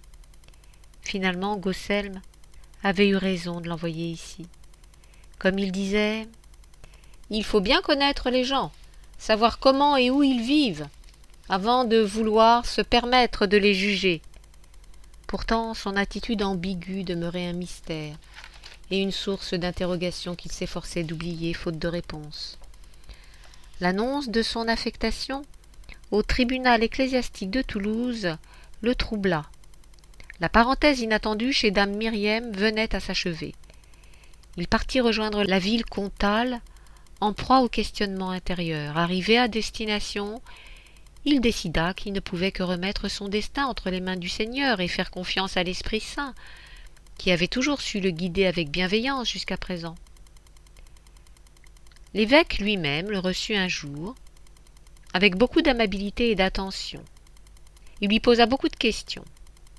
Tout d'abord sur lui, sur ses études, sur son engagement à servir l'Église. La discussion se porta ensuite sur son séjour auprès de Gaucelm et son initiation à la justice. Assurément, il devait être jaugé pour savoir s'il pourrait s'acquitter convenablement de la tâche difficile qu'on lui demandait, pensa-t-il. Mais les questions devinrent plus insistantes et ne concernèrent plus que le procès de Bernard Puy, ce qui éveilla sa curiosité. Elles devinrent aussi plus insidieuses quant à l'attitude du vieux moine dans cette affaire. Foulques avait utilisé un ton bienveillant et affectait de bien connaître Gaucelm, au point qu'on eût pu les croire amis. Quelque chose en lui toutefois ne sonnait pas juste, mais Arnaud n'arrivait pas à le comprendre. Il se rendit compte enfin qu'il ne s'agissait plus de sollicitude envers un être cher. Ce ton relevait seulement d'un artifice pour le rassurer et l'engager à se livrer sans réserve ni crainte. Il sut alors que le prélat l'avait manipulé. Mais il était trop tard. Pris au piège de sa confiance et de sa fierté d'échanger presque amicalement avec un évêque, le jeune homme avait bien pris soin de ne pas paraître y attacher trop d'importance. Mais une satisfaction à peine contenue se lisait sur son visage, et son audition prit fin. Son travail consistait surtout à classer des dossiers et l'amenait très rarement devant des accusés. Finalement, il préférait s'éviter ces confrontations avec la violence et la souffrance. Et puis, il tomba sur cet avis d'écrou sans aucun acte d'accusation comme il se devait. Il lut les minutes du procès et la peine prononcée. Il crut que le ciel tombait sur sa tête en découvrant le nom de ce condamné particulier. Il s'était précipité dès qu'il l'avait pu. Sa position au sein du tribunal lui avait ouvert les portes jusqu'ici sans qu'on lui pose de questions. Cher Arnaud, je suis convaincu de ta sincérité, je ne te reproche rien. Tu n'avais aucune raison de te méfier de Foulques, alors que ma conduite, elle, pouvait t'interroger. J'aurais dû te faire confiance, mais je ne pouvais pas, et ne peux toujours pas t'expliquer les raisons. qui m'ont conduit dans cette prison. Il y a au-dessus de nous des gens puissants, qui s'affrontent dans des luttes de pouvoir et pour eux la vie d'un moine importe peu. On m'a reproché trop de mansuétude avec des hérétiques, et il ne fut pas difficile de le prouver. Tu le sais bien, et tu l'as toi-même envisagé. La mansuétude peut masquer la complicité. Et si la volonté est de condamner, que peut-on y opposer? Mais père, tu ne vas pas monter sur le bûcher, pas toi. J'ai bien compris que la défense de l'Église justifiait tous les moyens. Mais justement, tu es l'Église. Tu m'entends, tu es l'Église. L'Église, c'est toi. Toi et tous ceux qui la servent comme tu l'as fait toute ta vie. Toi et tous ceux qui prient pour le salut de leur prochain. Toi et tous ceux qui aiment l'autre, quand bien même il serait différent. Quand bien même il serait un ennemi, un criminel, un païen, un hérétique. Voilà ce que j'ai appris auprès de toi, et que personne ne m'avait enseigné auparavant. Ce que j'avais lu n'était que des phrases sèches, dans des livres poussiéreux. Tu m'as dit qu'il y avait 2 Bibles, celle des scribes et celle du monde, et que les 2 devaient être lus en miroir. Tu as pleuré et prié avec celui que tu condamnais, quand tes propres juges ont ri de toi, et je suis sûre que tu pries aussi pour eux, n'est-ce pas? Oui, je le fais, car ils ont agi selon ce que leur devoir commandait. Je ne leur en veux pas, car je sais combien la justice pèse sur celui qui doit la rendre. Qui parle de justice? Il s'agit de te jeter dans les flammes du bûcher alors que tu es innocent.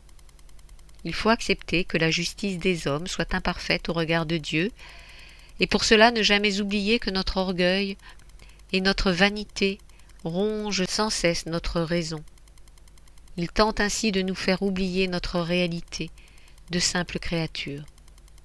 Arnaud, l'homme, imparfait par nature, ne peut prétendre à une justice parfaite, autre que celle de Dieu, le seul véritable juge.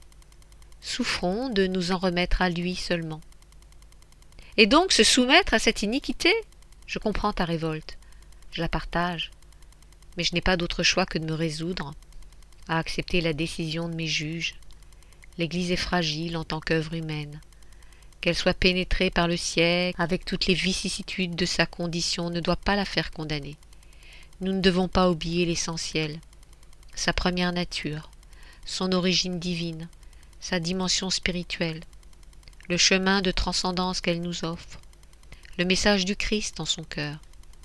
Je refuse de m'élever contre elle dans sa part humaine, et en cela risquer de lui porter tort dans sa part divine, simplement pour tenter de me sauver, moi qui ne suis pas même une poussière sur l'aile d'un ange. Que vaudrait ma vie épargnée, après avoir blessé celle que j'honore depuis toujours bien plus que moi-même? Pourrais-je continuer à la servir? Et quel sens aurait désormais mon existence? Ma disparition ne compte pas. Un autre se lèvera pour me remplacer. Arnaud soupira, convaincu de son impuissance. Si Gaucelm acceptait son sort, personne ne pourrait le sauver. Il resta muet longuement, essayant de trouver une impossible solution pour écarter cette inacceptable issue. Soudain, il se souvint d'un détail qu'il n'avait pas relevé sur le moment. Cela lui avait paru curieux, mais il n'y avait pas prêté attention, trop bouleversé par ce qu'il découvrait. Ce n'était pas grand-chose, mais ne correspondait pas à la procédure pénale habituelle. De même que l'acte d'accusation justifiant l'incarcération manquait, le jugement ne mentionnait pas la date de l'exécution. Ce procès avait un caractère d'exception. Mais pourquoi? Il fit part de son étonnement à Gaucelm. Ce qu'avait relevé le jeune moine parut l'intéresser.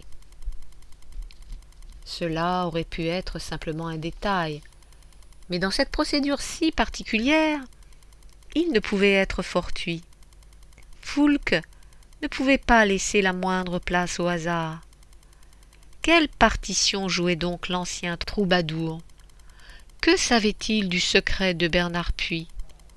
L'évêque pouvait-il supposer que ce secret avait pu être divulgué par l'hérétique à son juge contre quelque chose?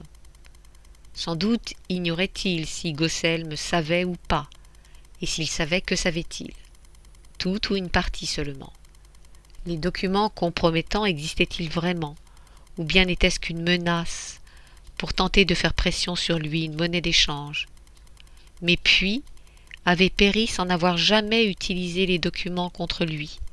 Cependant, son juge avait eu une attitude curieuse lors de son procès. Cette mansuétude était-elle la contrepartie d'une révélation? Foulques attendait-il que Gosselme se manifeste en échange de sa libération? Et dans ce cas, ce procès ne serait qu'un faux semblant pour le forcer à se découvrir? Ou pas? Jeu d'échecs ou jeu de dupes? J'ai une idée, Arnaud. Peux-tu m'obtenir de quoi écrire et transmettre un message à Foulques? Ton aide me sera précieuse, si tu acceptes de faire ce que je vais te demander. Il y a une petite chance de réussir, infime, mais cela peut marcher. Épilogue.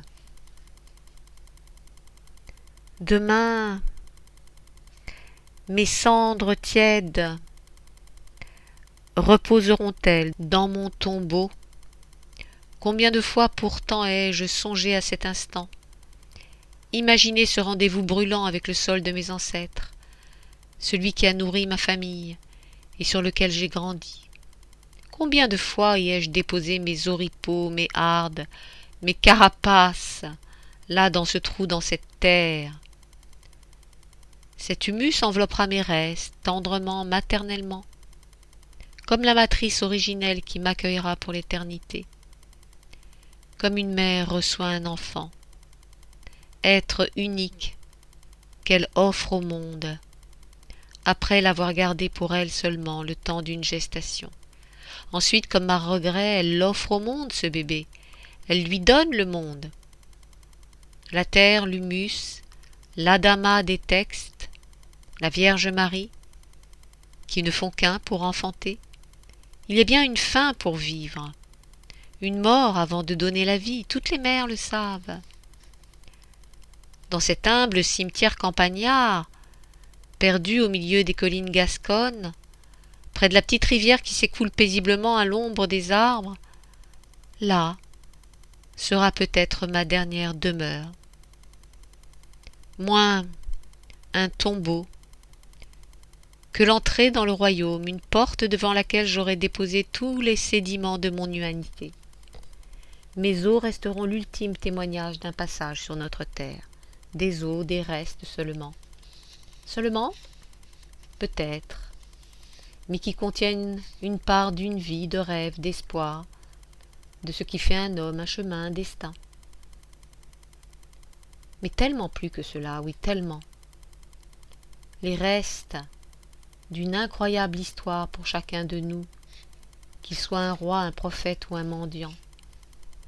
Jamais ces reliefs ne pourront être confondus avec une simple matière inerte, car ils auront été témoins d'un gigantesque projet, un si mystérieux mariage entre le créé et l'incréé, entre le fini et l'absolu. Ils portent à jamais la trace d'une indicible puissance, celle de l'amour de Dieu qui s'est donné à sa créature. Chaque grain de cette poussière de matière corrompue garde en elle la trace de cette folie insondable, dépassant incroyablement notre compréhension. Chaque fragment, si minuscule soit-il, a reçu en lui l'information du Dieu Tout-Puissant, une information d'une puissance telle qui ne pourra jamais l'oublier. La matière naît à la vie pour devenir un temple du Créateur, une coupe, pour recevoir cette parcelle d'éternité offerte. Dieu s'est fait homme pour que l'homme devienne Dieu. disait Irénée l'Ancien, l'émissaire venu de l'Orient, envoyé par le disciple de l'apôtre Jean. Et si, par la grâce de ce don inouï, la créature peut rêver de déité, elle ne doit donc jamais oublier que la chair a été bénie et que l'incarné a été invité à son tour à s'asseoir sur le trône. Ainsi, la matière ne sera pas célébrée pour ce qu'elle est, mais pour la promesse qui lui a été faite. Or, les puissants de ce monde sont devenus bien amnésiques, oubliant qu'elle est au cœur du projet divin. Même quand l'esprit aura quitté ce corps, celui-ci restera à jamais l'empreinte, la forme, l'enveloppe, gardant la trace de Dieu. Oui, cette matière a un visage de gloire, celui de Dieu. Je me souviens d'une histoire que m'avait racontée un vieux marchand revenu de l'Orient. Après une longue journée de voyage, à travers les rudes chemins le rapprochant de l'ancienne Constantinople, alors qu'il arrivait près d'un petit monastère isolé, il vit un attroupement devant le parvis de la modeste église. Un homme reposait sur le sol, entouré de moines, qui s'affairaient fiévreusement pour lui venir en aide. L'inconnu, malade ou blessé, allait-il trépasser? Les hommes en noir ne ménageaient pas leur peine, et l'inquiétude se lisait sur leurs visages émaciés, mangés par une longue barbe grise, des moines qui avaient trouvé refuge loin du monde, dans les sèches collines de Cappadoce, et qui ne vivaient que pour la prière, se nourrissant d'un amour incandescent pour Dieu, pour l'Église, et aujourd'hui pour cet inconnu venu par on ne sait quel hasard jusqu'à l'intérieur de leur clôture pour s'y effondrer. Qui était-il? Un marchand, un vagabond, un pèlerin, qu'importe. Un homme, un frère, un fils de Dieu comme eux, et pour cela, ils prenaient soin de lui comme s'il était l'un des leurs. Merveille que cet amour sans limite, sans barrière, sans question. Soudain, me dit le marchand, le temps a semblé se figer un court instant, se pétrifier, comme sous l'effet d'un sortilège, brièvement, mais comment mesurer le temps dans ces instants d'éternité? Que se passait-il? Le monde obéissait à l'indicible, à une loi supérieure autant que mystérieuse. Puis les moines se sont relevés pour se précipiter dans l'église, abandonnant le corps inanimé de cet individu qui faisait l'objet de toute leur attention. Jusque-là, tous ces moines en soutane noire paraissaient mus par une urgence, une force qui leur dictait un ordre et les exhortait à regagner la pénombre du sanctuaire. Manifestement, l'inconnu venait de rendre l'âme. Le marchand apprit plus tard que sitôt le dernier souffle expiré, le corps du malheureux ne méritait plus toute leur attention, mais qu'il incombait de prier instamment pour l'esprit du défunt, afin de l'accompagner dans son chemin vers l'éternité. Ainsi, la chair n'avait de véritable valeur que tant qu'elle contenait le souffle divin, sa part d'éternité, le corps comme temple de l'Esprit Saint. Ainsi avait parlé le saint apôtre Paul. Un trou en terre serait creusé bientôt par un moine, la dépouille allait retourner à la terre et serait ensevelie avec une grande simplicité, mais aussi avec un respect profond, car ce temple devait être honoré en mémoire de cette alliance de feu entre la chair et l'esprit, la matière et le souffle, la terre et le ciel, l'humain et le divin. La séparation ne doit pas se vivre comme un reniement, et il convient d'honorer l'écrin divin. Ce calice glorieux a pourtant été maudit par les hérétiques, qui ne voient en lui qu'une prison, dont il faudrait se défaire, une création du mal pour dominer le monde. Cela rit aujourd'hui de ma faim. Qu'importe. J'ai voué ma vie à essayer de leur faire entendre raison, et si je meurs aujourd'hui, ils auraient tort d'y voir le moindre signe annonciateur de leur victoire. Ils ont perdu. Le vent de l'histoire a soufflé, dispersé leurs vilains prophètes, dénoncé leurs vains discours, et jamais plus ils ne feront vaciller notre pauvre Église, que certains voient puissante et magnifique, alors qu'elle souffre tellement de sa fragilité, qu'elle connaît tant d'ennemis à l'extérieur comme à l'intérieur, et que nul n'a la certitude qu'elle survivra à toutes ces épreuves. Conscients de ce risque, certains ont donné leur vie pour la défendre, malgré ses turpitudes, ses tâches, ses erreurs.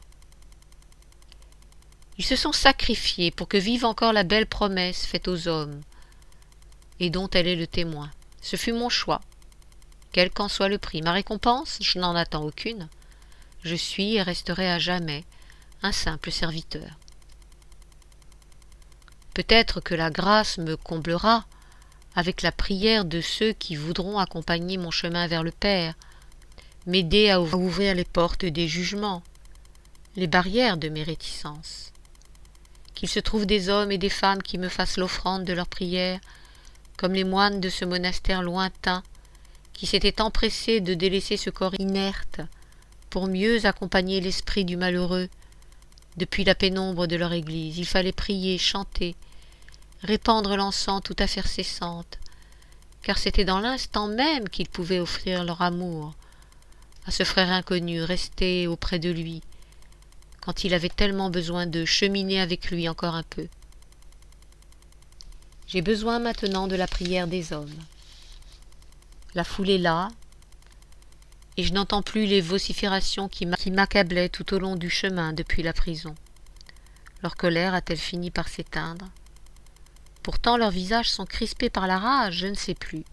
Ce bûcher, je le reconnais, ce tas de bois gris, de branches mortes entrelacées, balayées par le vent glacial, formant un nid monumental pour les oiseaux fantasmagoriques nés de mes cauchemars.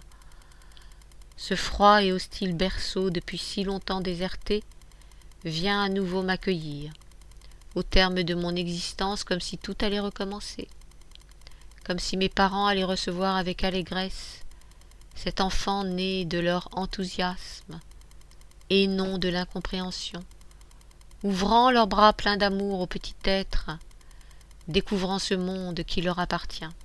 Je sens enfin cette chaleur qui vient réchauffer mon cœur et mes os, cette volupté d'être aimé prend chair au plus profond de mon corps. Mais quel feu vient-il d'être allumé? Je reconnais là maintenant une chaleur que j'ai attendue toute ma vie sans la connaître. Ce feu, je le sais, est l'amour inconditionnel d'une mère, cette mère que j'ai choisie entre toutes, ce corps du Christ donné aux hommes pour leur salut, pour le rappel de leur origine céleste. Cette mère, l'Église, je ne la trahirai pas, je ne la trahirai plus. Je sens la douce caresse d'un rayon de soleil sur mon visage. Comment ne me suis-je pas réveillée dès l'aube comme tous les jours? Quelle nuit curieuse, agitée par tant d'ombres. J'ai l'impression d'avoir mené un ardent combat contre des démons, et mon corps en garde de douloureux stigmates en ce matin de printemps. Que je me sens raide. Ou m'aurait-on roué de coups hier soir? Bientôt, les quelques paroissiens vont entrer dans la petite chapelle pour entendre la liturgie dominicale. Je dois me préparer sans attendre. Aujourd'hui, dimanche de Septuagésime, nous célébrerons ensemble les 70 jours avant la grande fête de Pâques qui approche. 70 jours de la captivité à Babylone, notre propre captivité intérieure, ne nous trompons pas, 9 dimanches avant le triomphe de la vie. Gaucelme se leva et murmura une rapide prière devant le crucifix pendu au mur de pisé de sa chambre, meublé d'une simple couche étroite à même le sol de terre battue. Le seul confort étant cette large fenêtre ouvrant sur le Levant et offrant au regard une vue sur la paisible campagne de ce vieux pays d'Armagnac, fait de douces et molles collines au ton de pastel.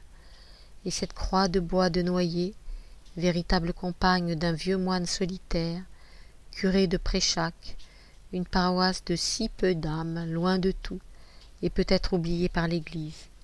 Plaise au Seigneur qu'elle continue de l'oublier, jusqu'à ce que j'achève mon chemin, jusqu'à ce qu'elle se détourne enfin du siècle pour se rapprocher du ciel. Des images enfouies depuis des années ressurgirent en ce matin paisible. Ce rêve avait un peu trop remué sa mémoire. Il se rappela ce jeune moine. Arnaud? Oui, c'est cela, Arnaud. Il avait fait le nécessaire. Élisère avait trouvé la cache dans le pigeonnier. Foulque avait discrètement pris possession du coffret. Les feuillets prouvaient qu'il s'agissait bien de ce que cherchait l'évêque. Dieu merci, il n'y avait rien de trop compromettant contre lui. Des actes notariés qui avaient aidé à construire sa fortune, créer un réseau d'influence et de dépendance, mais nul n'aurait été capable de faire le lien avec lui. Cette affaire se terminait bien pour lui, sans remous désagréables qui auraient brouillé son image, ralenti son ascension. Le vieux moine ne savait donc rien. Dès lors, il avait déchiré les minutes d'un procès dont jamais personne n'avait eu vent, hormis ses obligés qui ne parleraient pas. Et par hasard, ce jeune moine trop consciencieux, affecté au tribunal, mais qui avait prouvé sa fidélité. Que faire de Gosselm? Il ne représentait aucun danger, et le faire disparaître pouvait au contraire susciter des questions.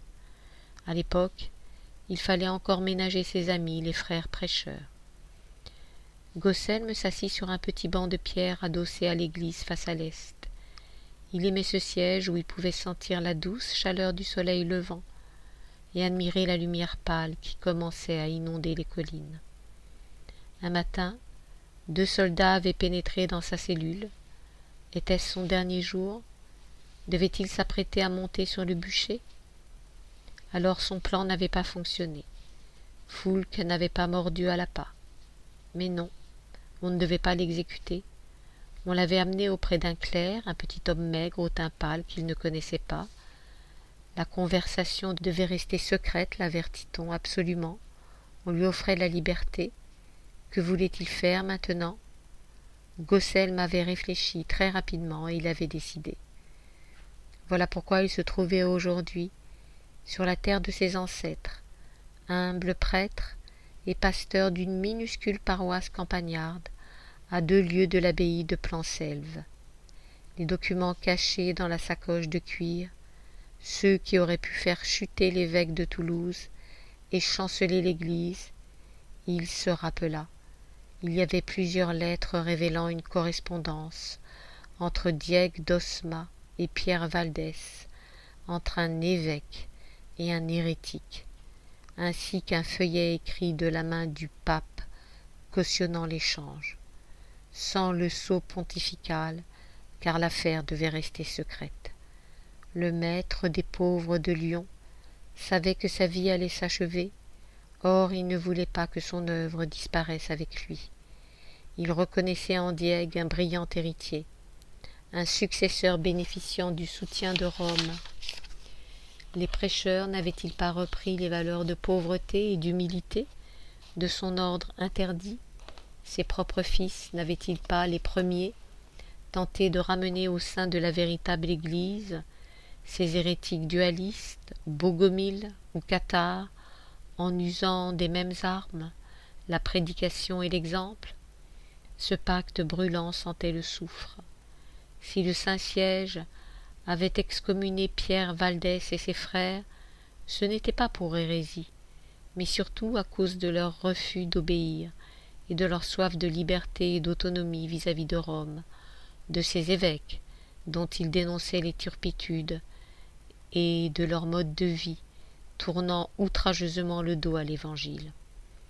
Après leur excommunication, lassé par cette rébellion qui ne désarmait pas, le pape avait encore haussé le ton et les Vaudois avaient été déclarés hérétiques par l'Église au même titre que ceux à qui il prêchait le retour au sein de la bergerie. Sur les mêmes bûchers, ils étaient tous des hérétiques. Mais des bûchers, il y en eut en fait peu, car ces prêcheurs infatigables pouvaient se révéler de précieux serviteurs, précieux et rares. Aussi des discussions avaient-elles été entamées, et ces lettres secrètes le prouvaient. Dans l'une d'elles, Foulque déclarait accueillir ces réprouvés au sein de l'orthodoxie, à charge pour eux de ne plus jamais faire cas de leur ancien état et de donner des gages. Mais qui accepterait que le haut clergé compte en son sein d'anciens hérétiques? Le peuple? Non. Les seigneurs? Non. Le feu couvait toujours, et l'incendie aurait embrasé le pays. Certains propos compromettants du prélat n'auraient pas dû être couchés sur une feuille, notamment lorsqu'il avait été question d'argent. personne ne voulait plus évoquer ce qui aurait été le trésor des Vaudois. Gaucelm connaissait beaucoup de ces noms couchés sur le manuscrit. Ils furent ses frères, avant que lui aussi ne rejoigne discrètement l'ordre mendiant après sa rencontre avec le lumineux Dominique. Lui aussi avait juré de ne jamais faire cas de son ancien état. Le destin le conduisait à devenir un juge ecclésiastique en charge de lutter contre l'hérésie. Le ciel lui avait-il imposé une pénitence? Maintenant il se sentait las de tout cela. Il avait demandé à ce clerc blafard la permission de revenir en son pays, sur sa terre natale quittée tant d'années auparavant pour répondre à l'appel de Dieu. La sacoche de cuir ne s'ouvrirait plus et ses secrets dormiraient pour toujours. Le nécessaire avait été fait. Traversant le petit cimetière, il gagna d'un pas lent la rivière, à quelques pas de sa maison adossée à la chapelle. Il retira sa chemise et s'immergea complètement dans l'eau. Il aimait ressentir sur son corps la fraîcheur de l'onde. Chaque jour de l'année, été comme hiver, qu'il neige, qu'il pleuve, qu'il vente, ou sous une pâle clarté matinale, il venait se baigner ici, dès son lever, une fois sa prière dite. Après ce baptême rappelé chaque jour face à la nature et à son Créateur, en un acte de foi renouvelé devant le soleil levant, la journée pouvait commencer. Aujourd'hui, nous allons entrer dans le carême, se dit-il.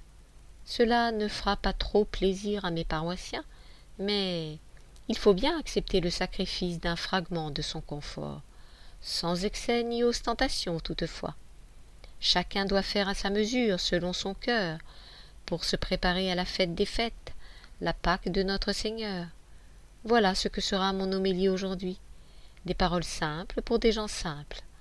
Ainsi l'Esprit Saint daignera parler par ma bouche, bien que je ne sois que son plus humble serviteur, le plus petit d'entre tous, ici sur la terre de mes ancêtres, juste à côté de ma tombe.